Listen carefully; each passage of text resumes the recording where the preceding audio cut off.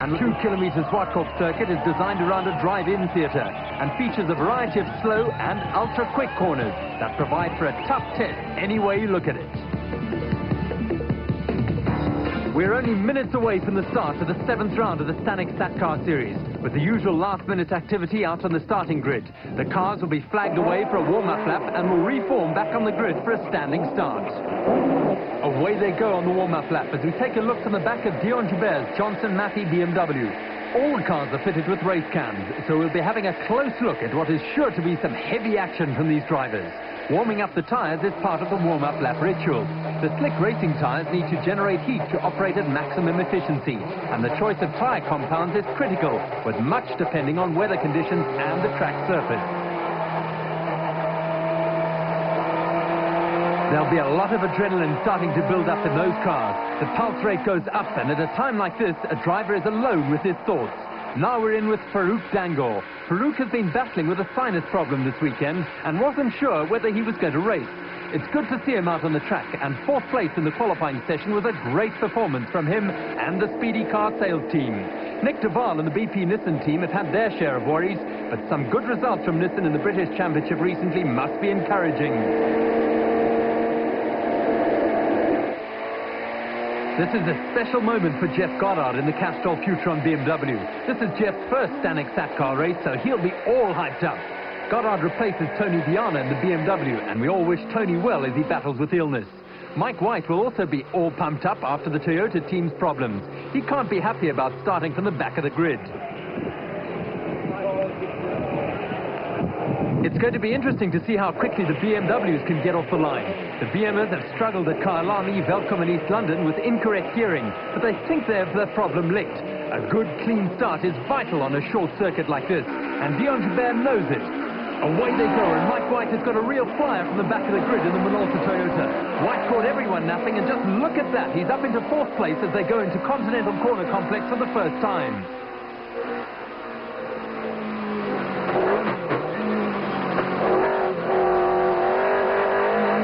Joubert got the start he wanted. Joubert leads from Briggs, Farouk Dangoor is 3rd, and Mike White is up into 4th. That's going to create a bit of a stir in the Toyota pit, and White has Farouk Dangoor in his sights. They come steaming down the Altamora Straight for the first time. This is the quickest section of the circuit, and you have to take a deep breath as you go into the Citizen Suite. Mike White is looking for a way around Farouk Dangoor and is on the charge. Nick Duval is 5th in the Nissan Sentra, with Grant McCleary 6th in the second Opel Astra. Jeff Goddard right behind him in the Castrol Futron BMW.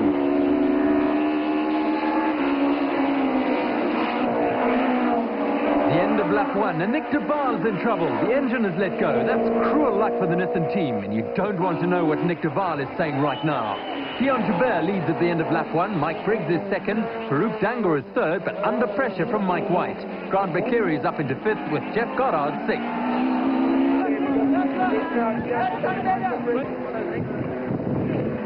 Nick Duval looks to have taken a philosophical attitude, but that's a major disappointment for Nissan. Back to the action, and Dion Joubert is flying out in front in the Johnson Matthey BMW, and Mike White is having a go at Farouk Dangoor. There's contact between the Toyota and BMW, and they're both off at Bozel Corner. White is underway again, but Dangoor is into the dirt, and we have another look at that action. This is the race cam in the Minolta Toyota, and White tries the outside as the Citizen Sweep, but Dangoor holds the inside line. Farouk goes a little wide, White is up the inside into Bozel, and contact.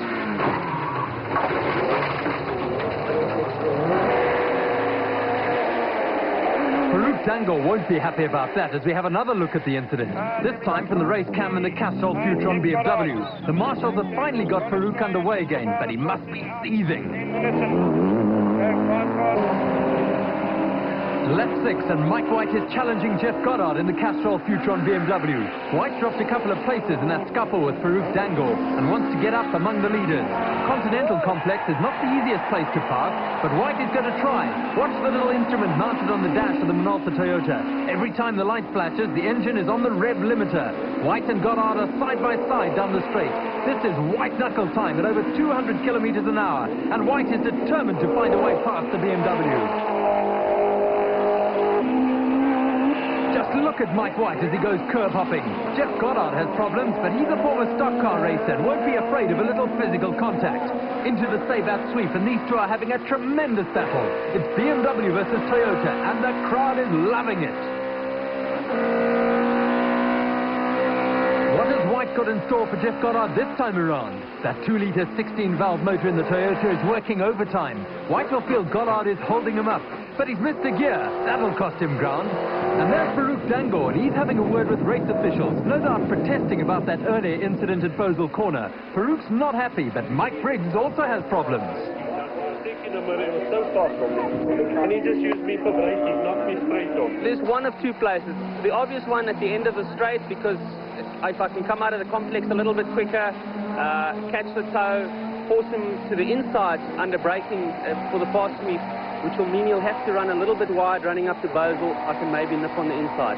If that fails, in practice we checked out already. We're quite a bit quicker than him with this corner into the straight. We go through it a lot quicker, and if I can just fall back just enough, use my momentum and come out into the pit straight ahead of him, I can challenge him again at the complex. Well, Briggs appears to have it all worked out in his mind. Now all he has to do is put it into practice. And he's closed right up with Dion Joubert. Briggs is starting to set himself up for an attack on the lead. And he's chosen the citizen sweep to make his move. Briggs is going for the inside line. Can he hold it up into Bosel?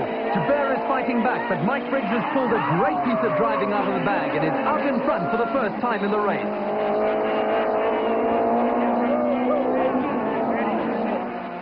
Joubert is trying to fight back with the leaders in among the slower Group N cars. The traffic could provide Joubert with the break he needs, but Michael Briggs is not going to be an easy target.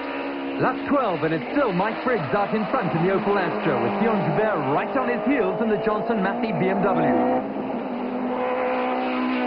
Mike Briggs and Dion Joubert have a handy lead over Grant Bakeri in the second of the Opel Astras. Jeff Goddard has moved into fourth in the Castrol Futron BMW, and that means Mike White has run into problems in the Minolta Toyota Sprinter.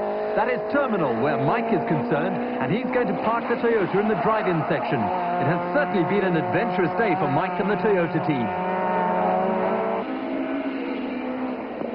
Lap 13, and Jeff Goddard has Group N leaders Sean van der Linde and Grant van Schalkwyk up ahead of him. Oh dear, van Schalkwyk is spun, and Goddard has to take some heavy evasive action. That certainly gave him a bit of a wake-up call. Let's have a look at that action as Goddard saw it.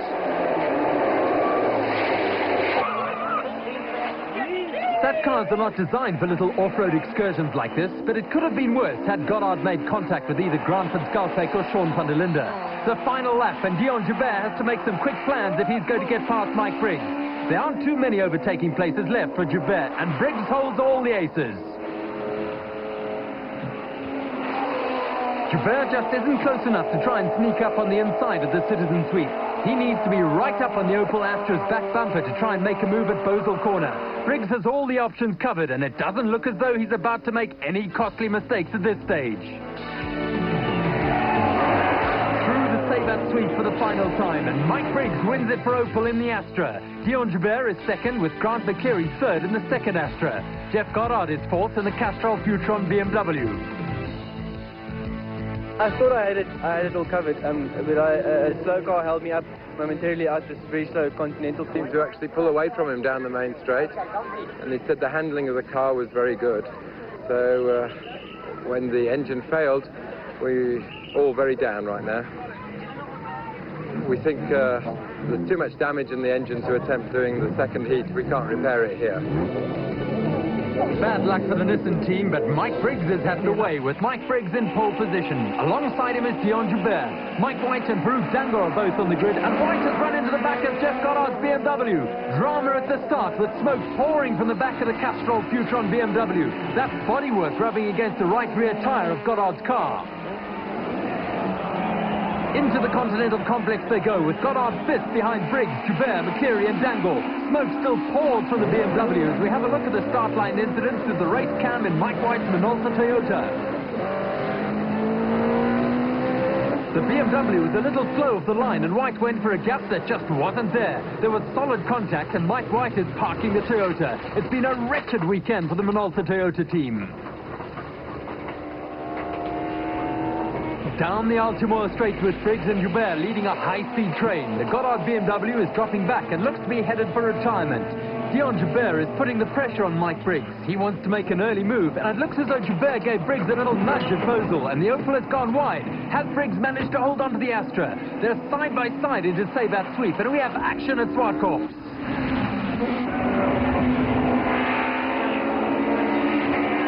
Briggs leads, and Grant McCary and Farouk Dango want to get past Dion Joubert. Race cam action of the Bosel incident from Farouk Dango's race cam. And Mike Briggs did a great job of catching the Opel Astra as it was pushed wide. Now we see McCary and Dango moving in on Dion Joubert as he goes wide at the Sabat sweep. McCary squeezes past, but Farouk just does not have enough momentum to get past the Johnson-Matthey car. Jeff Goddard has parked the Castrol Futron BMW in pit lane. The bodywork damage has taken its toll on the right rear tyre, and there is a disconsolate Mike White. Back to the action, and Mike Briggs leads teammate Grant McCary. It's 1-2 for the Opel Astras, with Dion Joubert climbing all over the back of Grant McCary. Joubert is piling on the pressure and wants to get to grips with the Opel Astras. Into the Sabat sweep, and again Joubert goes a little wide.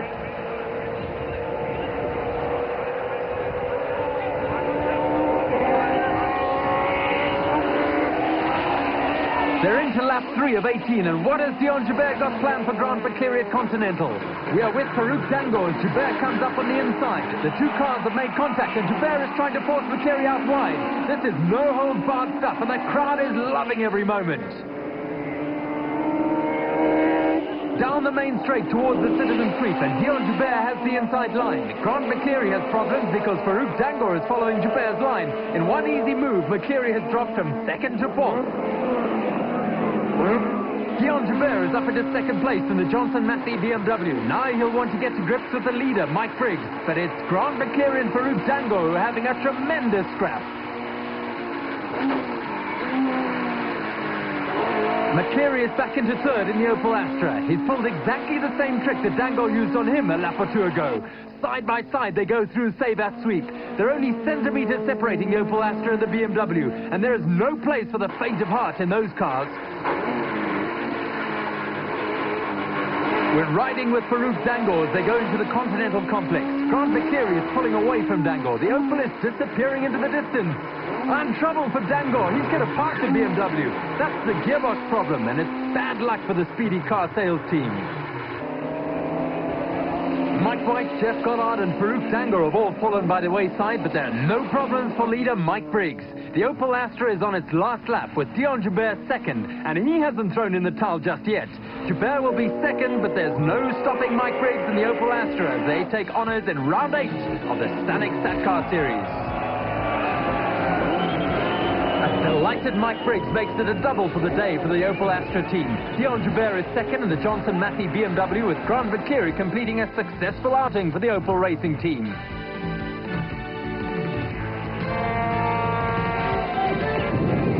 The crowd here at the Total Race Centre at Swartkorps have certainly had their money's worth as we take a look at forthcoming Stanek Satcar Series events. The teams head for Cape Town in 2 weeks, followed by the Goldfields Raceway and 2 outings at Kyalami. I think Killarney should produce the closest race we've seen. It's got 2 long straights, and that is really what makes close racing. It allows the guys to get close. Even if you are a little bit quicker, the guys behind you can catch the toe from you, and the times we did in testing, BMW have matched them, so I don't believe that we'll have a distinct advantage going there. Certainly maybe over some of the other teams. BMW, and particularly Dion, he classes that as his home track.